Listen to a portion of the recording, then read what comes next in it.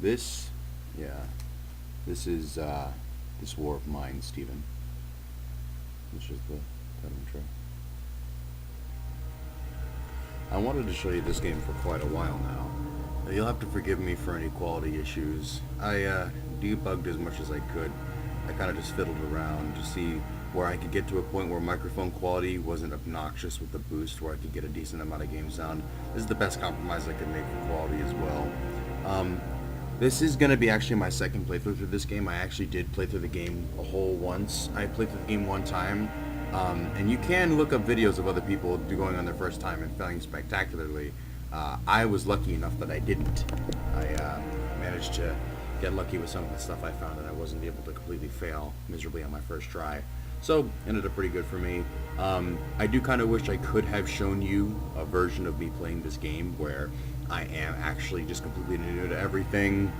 But I guess you could just kind of imagine this being a run where it's I'm way less I'm way less you know I'm way less efficient. Imagine that, I'm just being less efficient with everything that I do and less calculated with everything that I do because it's my first time playing the game. I'm not really sure how everything works or what I should get first or what I should do next. So let me at least show you what you can do here. This is actually the very first scenario you get, and I'm just going to show you what this looks like just because this is how people load into the game for the very first time. Just to show you what the shelter looks like and the characters that you get and how things progress generally when it loads up. Shouldn't take too long. Can't remember any time a loading screen was actually seriously too ridiculous.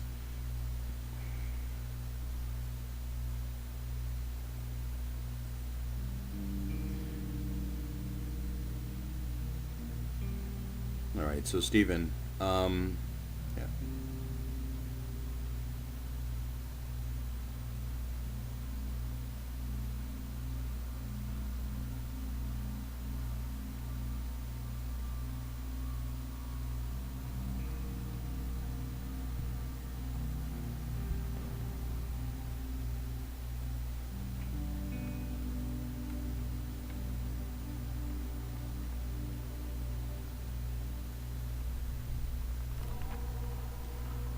When the Civil War broke out, many people thought it would only last a couple of weeks.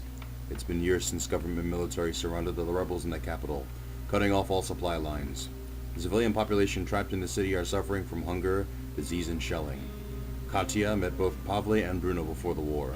She used to be a reporter, while Bruno had his own television cooking show. Pavle was the star of a local football team. Katya even interviewed him once. Now they meet in dramatically different circumstances, looking for food and shelter. And that's it. The game just drops you off completely as well.